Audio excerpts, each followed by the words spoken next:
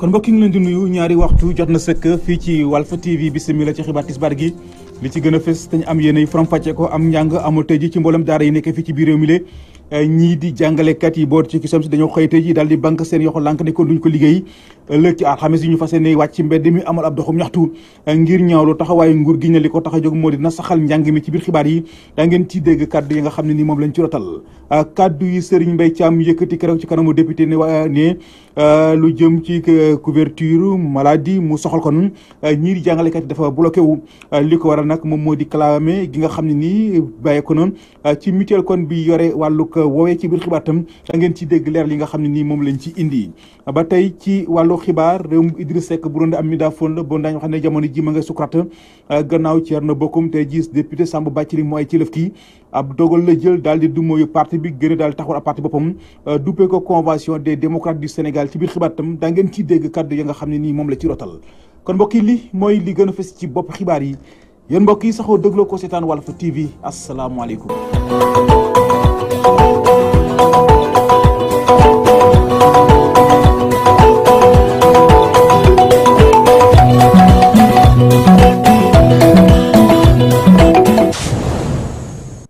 bismillah ci xibaar yi dañu koy tàmbaleeg wàllu politique réew mi bu Idriss Seck bu doon am mindaa fon la bon dañu wax ne jamono ji ma ngay sukkurat ndax gannaaw Thierno Bocoum tey ji nag député Samba Bathily moo ay ci lëf kii ab dogal la jël daal di duma yu parti bi génn daal di taxawal ab parti boppam duppee ko convention démocrate du Sénégal gannaaw ba mu gisee ne seen parti bi démocratie amatu fa Thierno Bocoum nekkoon responsable parti réew mi ci département bu Pikine ay kàddoom Théodore Semedo moo ko taataan. ñoo doon coordonné département de Pikine waaye bu ñu demee ba xool parti bi démocratie daf ci manqué ñu xool parti bi amul benn considération ci responsable Pikine yi loolu moo tax ñu gelé woon suñu activité dans un premier temps mais bañ ko gelé gis nañu que amul benn changement ci yooyu fa doon xew moo tax ñu décider en toute liberté pour quitter parti boobu créer suñu parti parce que dañu bëgg a participer ci développement ci démocratie sénégalaise moo tax ñu quitter parti boobu. management bi baaxul parce que ki ñu jiital dafa bàyyi parti beeg koo xamante ne amul expérience politique lu ko neex def di comploter contre responsable yi liggéey loolu moo tax ñu gelé woon suñu activité taxaw tey nag responsable yi ne ma nag nañu taxawal suñu parti politique pour que ñu mun a xam ne ñu mun nañu conquérir suffrage sénégalais loolu moo tax ñu quitté parti boobu taxawal suñu parti politique. parti bi mi ngi tudd parti convention des démocrates du Sénégal. waaw xam nga bu ñu fi jógee dinañu toog réunion def suñu plan d'action à court terme moyen terme long terme pour xool lan mooy suñu objectif te je pense que dinañu mën a participer bu baax ci élection locale yi te di ngeen gis ne que au niveau du département de Pikine parti bi dina fi am doole bu baax a baax. présidentielle yëpp dinañ ko étudier et que li parti bi décidé incha allah loolu la ñuy def. parce que comme tey dañu doog a créer kii bi parti bi léegi dinañu toog suñu instance su parti waxtaan si buñ ci waxtaanee li parti bi décidé loolu incha allah loolu la ñuy def. dialogue politique sama xalaat mooy parti d'opposition waroon nañu participer si dialogue bi parce que loolu day bokk si avancée démocratique bi parce que en 92. opposition bi dafa bokkoon ci dialogue ba ñu am fichier électoral bu baax je pense que waroon nañu participer ci dialogue politique bi pour que contribuer ci avancée démocratique au Sénégal et apaisement situation politique bi. kon ñu jubbanti loolu day kàddu yoo xam ne nii ñu ngi ko nangoo ci kii di Samba Bathily ñu wëy ba tey ci xibaar yi dellu wax ci kàddu yooyu nga xam ne Serigne Mbaye Thiam yëkkati woon na ko keroog ci kanamu député ni lu jëm ci wàllu feebar faju bi nga xam ne bëggoon nañ koo def ci ñii di corps émergent yi dafa am gàllankoor gi ci am te moo di plainte boobee nga xam ne nii mutuelle générale de l'éducation def nañ ko jëmale ko ci moom mu doon nag loo xam ne nii kilifa yi ngànk mutuelle bi weddi nañ ko ba tax ñu becc ab communiqué kon ngir leeral communiqué boobee soxna Mamou Diaby Gassama moo ñu ko faram-fàcceel. jàngalekat yi duppee seen bopp émergent ñoo ngi woy di xaar couverture maladie couverture boobee sax jëwriñ bi ñu dénk wàllum jàng ak jàngale mi nee na daa bloqué maanaam daa taga tembe ndaxte mutuelle générale de l'éducation du Sénégal moo teg plainte jëmale ko nguur gi kaddu yooye mi ngi ko doon yëkkati bés bañ doon voté budget ministère bi ñu dénk wàllum jàng ak jàngale mi foofii ca penc ndaw réew mi ni ki noonu sax mutuelle bi weddina bépp tuuma ba nga xam ne moom la ministre bi teg ndodam banqaas bi nee na musul déposer plainte jëmale ko nguur gi ak ministère de l'éducation nationale mutuelle bi sax mi ngi xamal ñi toogal askan wi ca penc ndaw réew mi partenaires sociaux yi jàngalekat yi ak opinion publique ni moom daa musa faratal lii di dialogue maanaam amal ay waxtaan déggoo ak lii di concertation maanaam sottante ay xalaat ak ministère de l'éducation nationale ak yeneen pàcc nguur gi yu bokk ci mbir mi donte sax dañ ci loru ndaxte nguur gi du joxe cotisation te cotisation boobee mooy lu gën a rëy ci convention boobule. naka noonu sax document yuy seetal seen der lépp yemb na képp ku si bëgg a jot di nga ci jot. mutuelle générale de l'éducation du Sénégal beneen xar kanam la doon xaar ci ministre bi ci lépp lu jëm wàllum convention boobee di li nga xamante ne sax daa am place bu rëy ci prise en charge socio-médicale lu ëpp juróom benn fukki junni jàngalekat ak ñenn ñi bokk ci seen njaboot moo di ne ci xayma ëpp nañu ñetti téeméer junni bénéficiaire. jaajëf soxna Mamou Diaby Gassama ñu ngi lay sant di la gërëm am njàng nag amul ci mboolem daara yi nekkee fii ci biir réew mi ñii di jàngalekat yi boor ci ki samte dañoo xëyte ji lànk ne kon duñu ko liggéey ëllëg ci alxames ñu fas yéene wàcc ci mbedd ab doxum ñaxtu ngir ñaawlu taxawaayu nguur gi ne li ko tax a jóg moo di nasaxal njàng mi lee lépp la ñu waxante woon ak ñoom ba ñu xaatim ko ci ab këy daanaka defuñu ko tey jii ñu wëlbatiku ne dañuy teq seeni payoor Aliou Njing moo wax ci seen kàddu ñu teewlu ko ci micro Mamou Diaby Gassama. kusam dafay débrayé tey 10 heures suba mu def grève totale. li waral nag grève bi mooy dañu grève pour protéger école bi pour sauver ko parce que école du Sénégal nañ ko wax mu ngi ci ay jafe-jafe mu ngi ci maanaam guddi gu lëndëm. boo xoolee tey déficitu enseignant jéggi na dayo éducation sénégalaise soxla na 1800 enseignants yoo xam ne dafa manqué. beneen point bi am importance bi ñuy xeex mooy mbirum ponction yi. dañu xëy mois de novembre bi ñu dagg ci salaire fonctionnaire yu Sénégal entre 20 000 et 70 000 francs CFA ñu ne nañ dans 2 jours dem leen xool ñu dem ci suñu ay compte ñii ñu delloo leen 500 ñii 1000 francs ñii 2500 ñu ne mais ñii dañuy saboter. alors leneen li mooy mbirum indemnité de logement yàgg nañ ko wax indemnité de logement xeexuñu foofu mbirum xaalis mbirum justice dañ ne ñu nekk ay fonctionnaire tolloo ay diplôme yéen a war a tolloo ay salaire fonction publique sénégalaise nag loolu amu fi mënuñu ne amuñu xaalis pour enseignants yi mais am nañ 7 milliards pour créer conseil économique et social amuñu xaalis pour enseignants yi mais am nañ 6 milliards pour créer conseil économique et social ak conseil des haut conseil des collectivités territoriales mënuñu ne amuñu xaalis ba pare dem yokk député yi 15 député bu ne 1,3 million francs CFA mënuñu ne ñoom amuñu xaalis di fay jabaru ambassadeurs yi 500 000 te ñoom xëy ñu gontuñu. lii alerte la pour xamal parents d'élèves ne war nañ jóg xamal ñëpp ñi nga xam ne école bi soxal na leen ñoom aussi war nañ jóg. ay jàppante yu métti moom la ñu nemee ko démb ci université Gaston Berger ba ca Ndar ñii di étudiants yi nag ñoo fa doon jàmbaloog ñii di gendarme yilee bilan bi nag daanaka xaw naa diis ndax am na lu ci toll ak ñetti étudiants ak ñaari gendarme yoo xam ne nii jot nañ ciy jëlee ay gaañu yu métti ba ñu raw leen l'hôpital bu ñu sukkandiku nag ci étudiants yi la ñuy sàkku leen la mooy que ñu fay leen seen bourse yi ñu leen amee teg ci tam seen campus yi nga xam ne daal tàmbali leen liggéey yi ñu àggali ko mu doon nag ab problème boo xam ne nii moom la ñuy xal di nemee ko jamono ji fële nga xam ne nii moom moo di ca université Cheikh Anta Diop bu Ndakaaru dellu fële nga xam ne nii moom moo di ci aéroport Blaise Diagne bu Diass juróom benn fan gannaaw ba ñu ko wéeg léegi aéroport bi jamono ji dara dox fa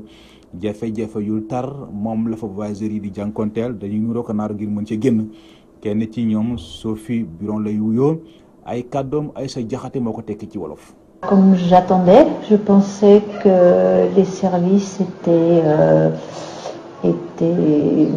fait d'avance, c'est-à-dire que quand on arrive, on ne sait pas où on doit aller. waaw ñu ngi ci aéroport bu Diass waaye bi nu yegsee am nañu ay jafe-jafe yu bëri man sax bi ñu waxee ne inauguré nañu aéroport ba noppi dama foog ne service yi yëpp daal dinaa yemb lépp yi tamit daal dinaa matandi waaye li ma fi gis daal dara ma ci doyut ndax bi ñu yegsee daanaka ñàkk nañ lu ëpp benn waxtu ak fanweeri simili di wër sunu bagage yi nga xam ne inscrire nañ ko ca diwaanu Orly loolee nag ay jafe-jafe la yoo xam ne ni yaakaaruma woon na dinaa ko am ci aéroport bu toll nii bu Diass bu Blaise Diagne bi lee nga xam ne dafa rëy lool nag ci gis-gis ñun dañoo inscrire woon sunu bagage ca diwaanu Lisbonne ni nag bagage yi dina yegg si laata sax ñëw daal di atterrir waaye loolu gisuñu ko ndax ay jafe-jafe la ñu jànkuwanteel fii amul bureau de change maanaam koppar yi nga xam ne jëlee nga ko muy euro wala dollar bu mu mënta doon soo ñëwee comme ni ñu ko daan gisee ci aéroport international bu Léopold Sédar Senghor da nga daan wecceeku laata ngaa génn fii mais fii dañ fee wër ay bureau de change ba sonn gisuñu dara 2 heures du matin la ñu ñëw te booy seet ba 5 heures ñu ngi fii di taxawaalu wala sax ba 6 heures di régler ay mbir yoo xam ne daanaka waroon nañ koo régler bu yàgg ay problème yoo xam ne ni dafa important waaye nag moo ñu yàggal lool ci aéroport bi. aéroport bu toll ni Diass nag war nañoo mën a sax bana jànkuwante yi lay jafe-jafe fi mu toll nii nekkatuñu ci phase inauguration moom kay ci phase dernière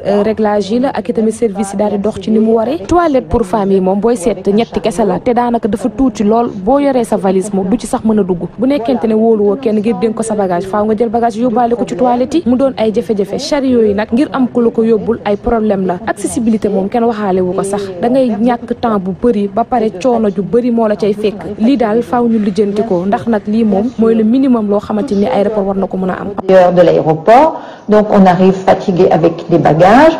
et on doit aller chercher les chariots avant de récupérer ces bagages à l'intérieur de l'aéroport, ce qui veut dire qu'on sort et qu'on rentre. Sophie Biron ay kàddoom kii di Thierno Daaf moo ko taataan bu amee nag ñoo xamatul luy dund di saf jamono ji ñoom ñoo di borom garage mécanicien yi nga xam ne nii ñoo nekkee woon ci rue de France nekk fële ci Kaolack dañoo xëy rek gis benn promoteur ànd ak benn bulldozer ay alkaati dar ko ñu tàmbalee rajaxe kon seen atelier yi ile ci ab barab boo xam ne ñoom ñoo ko moomal seen bopp lu ni mel nag jaaxal lañ ci def ba tax ñu gàddu seen yoxo topp ci mbedd mi yuuxu wallu dañuy dem ca Kaolack fekk fa la san ba ay atelier mécanicien ay tôlier ak carreleur la ñu déjati ca bërëb bañ doon suturloo ndax ab promoteur privé te monté yàgg nañ fa loolu ba am ay kayit yu ko firndee. ñun fii dañ fi nekk depuis 30 ans ku ñuy wax Isuma moo ko moomoon léegi ñu depuis 2010 lañ def état droit réel bi ñu toog ba le 8 août huissier ñëw fii ne ñu fii de un certain Laat Baabu moo ko moom. mais Laat Baabu ci boppam moom waruma expulsé parce que moomu ko. État Sénégal moom ma waroon a expulsé ba ma jóge fi. leneen li leen jaaxal ci mbir mi mooy adresse yi ak mètre carré yi ne ci kayit yi wuute nag fi ñu nekk ndax. 1084 mètres carrés la am te fii ça fait 2280 mètres carrés fi nga xamante ni moom la situé muy loo numéro 118 B1 7920 en face BCEAO la te man maa ngi yore 295 cas loo 118 en face Sonatel. kayit yi nga xamante ne moom la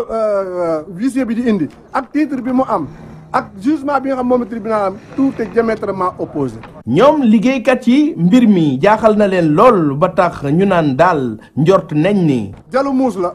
tôt ou tard quel que soit alpha ak nu mu mën a demee dara leeru ci parce que titre foncier mënul dem mukk ñëw nekk baay moo mën a nekkaat titre foncier. jox nañ ko koo xamante ne xaalisam la yor te waxoon na ma ko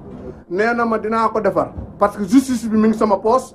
administration mi ngi sama poche te maa la ëpp paas. kumba am ndey ak kumba amul ndey la parce que 2010 kii am état droit réel le 4 août 2017 ñun ñu am état droit réel le 10 2010 ndax état dina ko jël génne ni ay nit yoo xam ne ay place lañ fi yore di fi former ay xale nga génne ko jox ko nit koo xam ne da ko na tabax immeuble di ko loué ñun dañ xamutul lan mooy droit ci Sénégal ak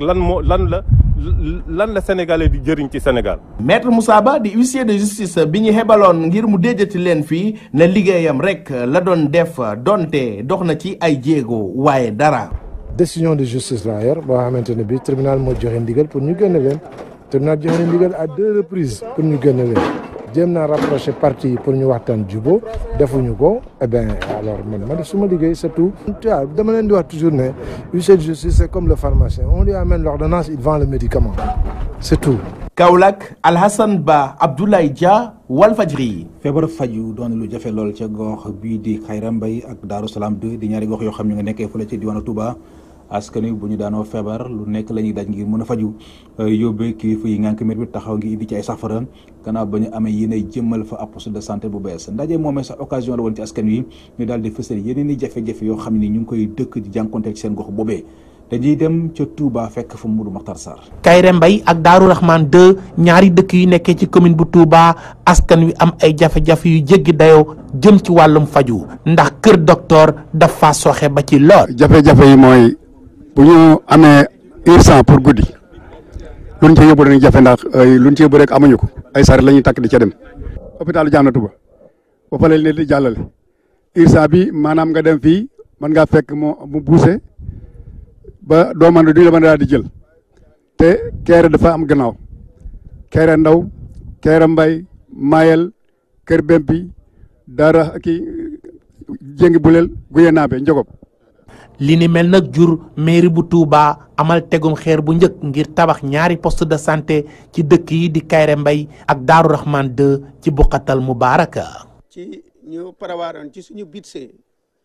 poste de santé ñaari poste de santé yi nga xam ne moom lañ prévoiroon benn bi ñu def ko fii Kéré Mbay benn bi ñu def ko Daaru Rahman 2 ci Buqatul Mubarak il faut que ñu jéem a ñoo jàppale balaa muy taw maanaam mu ñu mën a inaugurer poste bi ndax problème mu sibbiru bi paludisme bi ñu mën di ci intervention bu am solo. mu wax ne liggéey bi ñu seetee li ko war a def lépp mi ngi nekk 93,800,000 nangam yu teg. ñoom askanu Kayre Mbay ak waa Daaru Rahman 2 profité nañ ci ndaje yi fësal seeni jafe-jafe ñu mën cee lim ñàkkum yoon ak bërëbu jàngeekaayu élèves yi. école bi transport bi yoon wi baaxut éclairage bi daliku ñu defar goudron bi loolu lañ bëgg. kon nañ jàpp ne ci kanam tuuti dana am ndaje boo xëy ni dañu bëgg ku nekk ci quartier yi daañu la woo danga teew dañ doole waxtaan. maire bu Touba ak équipe am biñ leen laajee ci mbir mi ñu ne dinañ ci xar seen tànk tubéy. ci collège bi def nañ ci 9 salles de classe li ëpp ci élèves yi Touba dañuy jóge Touba di ñëw fii di jàng si comme ni ñu koy defee ci dëkk yi wër Touba. di wax aussi état bi mu jéem fi programme lycée parce que li fi nekk ci ay élèves dafa bari ci dëkk bi. manqué na waaye incha allah yoon dafa bokk ci compétence commune bi lu mën waaye nag liñ ci jéem lépp muy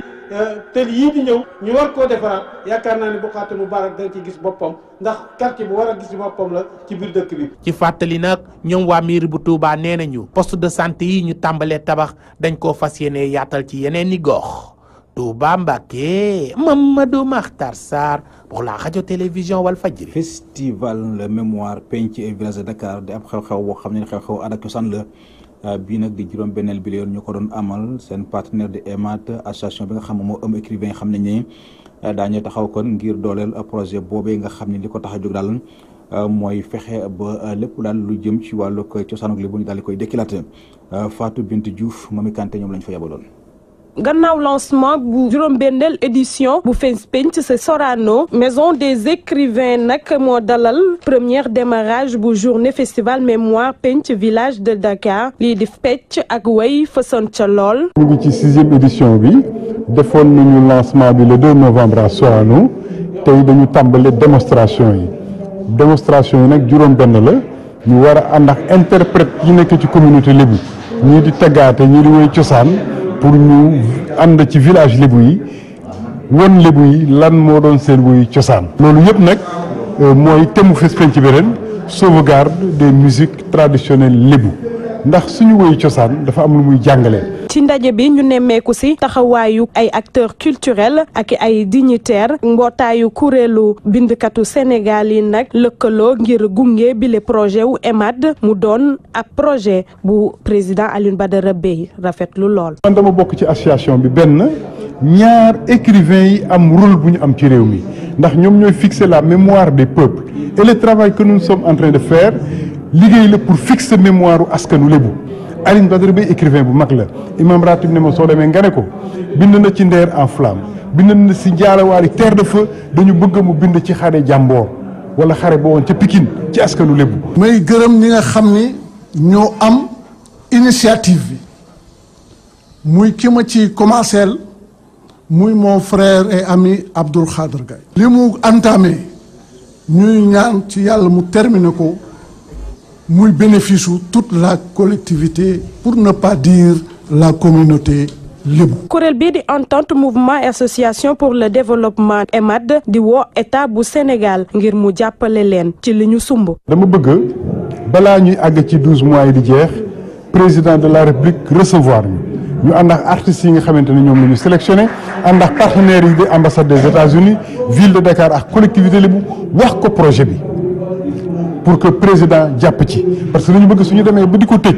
au Grand Théâtre incha allah au mois de septembre moom président de la République ci boppam mu ñëw présider ko. juróom-benneel édition bu FENSPENC bi ñu dara jaale ko ci sauvegarde des musiques traditionnelles lébu moom nag li ko tax a jóg mooy aar ak yëkkati cosaanu lébu ngir gën koo taaral ak xamali ko àdduna moom nag dina organiser ay démonstration lu ci mel ni wëy ak fecc ngir bu ci mujjantal ba génnee lu mel ni CD film ak ay documentaire ci cosaanu lébu. reportage bés bi tey jii ñu ngi ko jëmale ci seddaay bi tàmbale sedd ci ci jaaykatu ndox yu sedd yi ba ci jaaykatu rajo yiile daanaka daal njaay mi taxutu koy demee noonu ñu bare ci askan wi café gu tàng jër moo leen gënal ko ndox mu sedd guy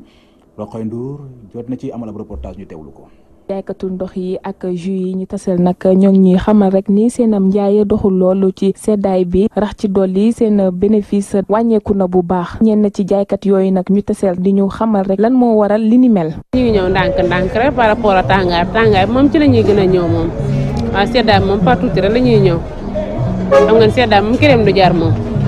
café mooy ëpp li muy jar fi ne nii moom ndànk rek la ñuy jaay. période tàngaay li ñuy jaay sax safee ak période seddaay bi li ñuy jaay bokkuñu sax suñu bénéfice dafa wàññeeku la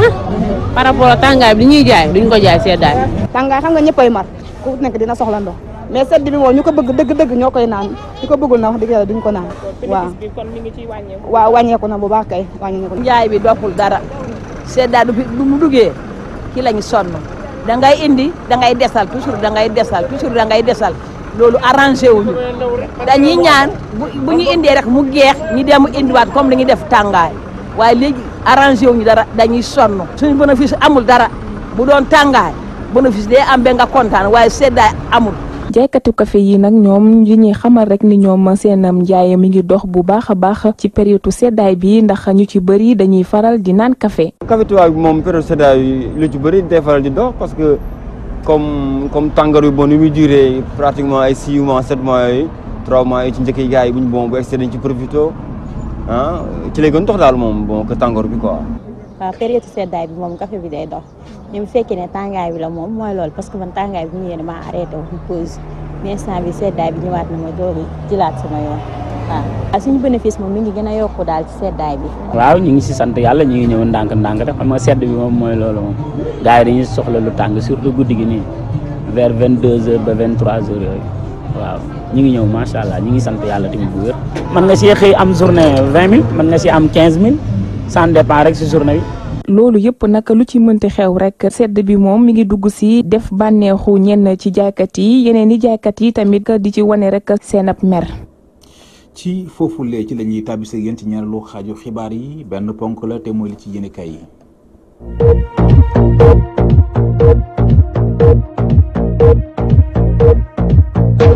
bu amee ku turam fës loolu jamono ji ci langu politique bi moo di Seydou Nourou Ba yéene kaay gii Walf Fadjri ne gannaaw ba ko njiital réew mi Macky Sall tànnee ngir mu jiite waxtaan yi ñuy amal mu soxla élection yi ñuy dëgmal Seydou Nourou Ba démb ci talaata ji lañ ko installé ci teewaayu Aly Ngouille Ndiaye muy jëwriñ ji ñu dénk kaaraange biir réew mi yéene kaay bi ne donte la benn pàcc ci opposition bi ñoom nee nañ ànduñu ci tànneef googee waaye kàddu yi mu yëkkati démb ci kanamu mbooloo mi wane ne nit ku mandu la nit la koo xam ne taxawul ngir jeng ndax nag ku wax feeñ te ba mu jëlee kàddu lu mu njëkk a def moo di woo parti politique yi féete ci ku jéggi te du mooy dialogue bi ngir ñu ñëw ndax muy moom muy ñoom lenn rek moo leen ñor moo di ñu amal ci réew mi ay élection yu jaar yoon yu amul lenn luñ ciy lam-lame mësta naa ne ndox ne bés dana ñëw ñu dénk ndombal tànk bu ni mel muy nag lu mu nangu te dina def kémtulaayu kàttanam ba lii ñu ko dénk mu matal ko te loolu yaakaaru ci loolu mboolem acteurs yi yëngatu ci wàllu politique ñu dugal ci seen yoxo kenn ku nekk la nga jàppoon nga bàyyi ko te xam ne askan ñu ngi leen di seetaan di leen déglu bon li leen war mooy ñu dégg leen biral yéene kaay gii di Sud Quotidien sunu naatangooy ne yema fa waaye xam ne ne askan li ñu bëgg moo di ay élection yu leer yu jaar yoon bon li leen war mooy ñu waxtaanee ko muy lu Aly Ngouille Ndiaye mi jëwriñ yi dénkaane nga biir réew mi gis ne war te doon benn problème ndax Seydou Nourou Ba mi njiital réew mi Macky Sall xëyu rek tànn ko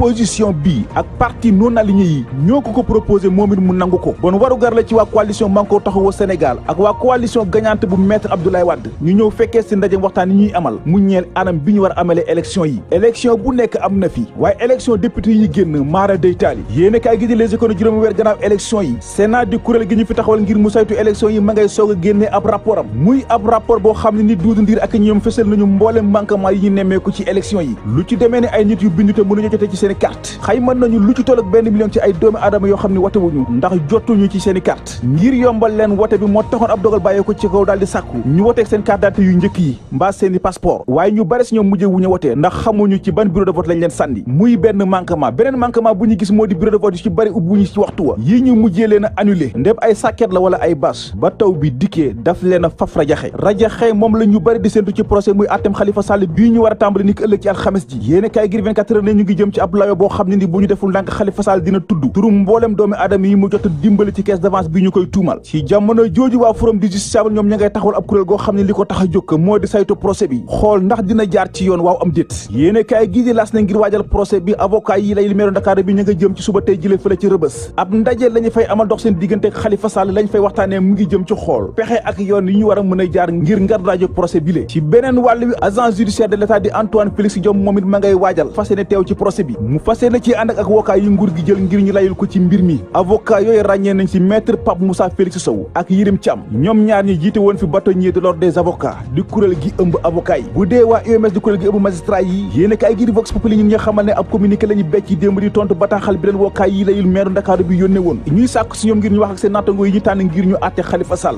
ñu doon daal ay ndey ji seex te tëddee njaaxaanaay muy ay càkkuteef yoo xam ne Souleymane Téliko mi ngi ci mbootaay gi dégg na ko ndax sàkku na ci naatangoom yooyee ak dogal bu ñuy mën a jël nañ ko teg ci yoon rek yéene kaay gi di l'Observateur ne bu dee njabootu Khalifa Sall ñoom nee nañu noppi nañu de ci Grand Yoff lañ leen fekk waaye kenn ku ci nekk bu mu jëlee kàddu dafa dal ci kaw njiital réew Macky Sall mi ñu ne fayut naar bi xoromam ak li ko Khalifa Sall defal waroon na koy fay neneen lu dul di ko dugal kaso waaye kenn du maada jax di way juróom wu jigéen nee na keroog ba ñu jàppee doomam ji ci la gëj a nelaw guddeeg bëccëg mi ngi jooy ngir métti lu jëf ji ñuy def doomam ji nga xam ne ni kenn la ci moom waaye ndem moom Jalla sant Macky Sall sant Sall ay kal lañu mi ngi ñaan ci barke salaatul fatiha bés si ñëw moom it mu mos kaso yéene kaay gir Zoom info ne soxna si yemul kese ci Macky Sall de waaye laalaale na entourage am maanaam képp koo xam ne ni sa loxo laale na ci mbiri Khalifa Sall bii mi ngi ñaan ci barke salaatul fatiha bés ñëw ñu dugal la kaso comme niñ ci dugalee doomam ji yéene kaay gi di lanke ne di dal Khalifa Sall ñi nag du fi buleete nguur gu fi mës a jaar rek daanaka nii la li ko dalee Léopold Sédar Senghor jaar ci Abdou Diouf Abdoulaye Wade ba ci Macky Sall mi ñu bari ci ñoom dañuy sukkandiku ci suñu justice bii ngir faagagal seen adversaire ci wàllu politique ndax yéen na ngi fàttaliku diggante Senghor ak Blondin Diop ba ci Mamadou Dia ndax yéen a ngi fàttaliku Abdou Diouf ak maître Abdoulaye Wade ndax yéen a ngi fàttaliku Abdoulaye Wade ak Idriss Seck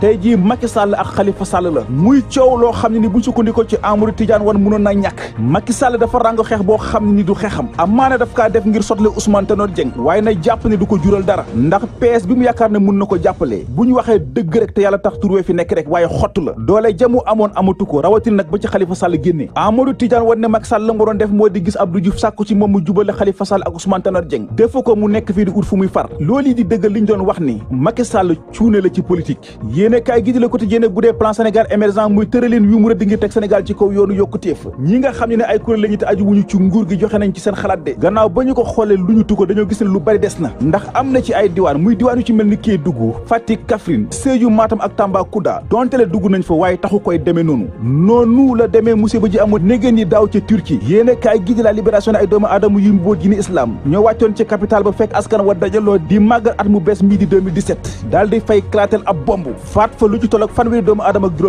juróom-ñaar fukk ak juróom-ñett jëlee ci ay gaañu-gaañu yu metti ci tàng-tàng bi la ñu ubbi ab l'enquête gis na ne jëf ji kenn defu ko kudul Abdoul Kadir Masaripov ci la ñu jël seeni oto daw utili appartement ba mu dëkk fekk fa soxnaam ab doomu Sénégal la mi ngi wuyoo ci turu Téné Traoré toll ci ñaar fukki at ak ñeent ci la ñu nekk nuus jàpp fekkoon mu nekk jigéen ju warut ëmb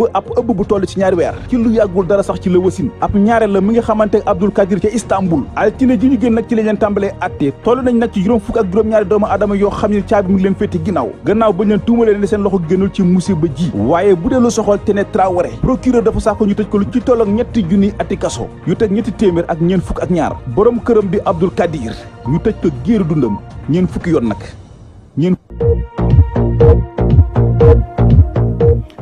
kon jaa ngeen jëf mbokk yi lii moo nekkoon li furuse woon ci wàllu xibaar di sant di gërëm bu baax a baax ajaratu Penda Diallo Guèye mi fare ci xarale gi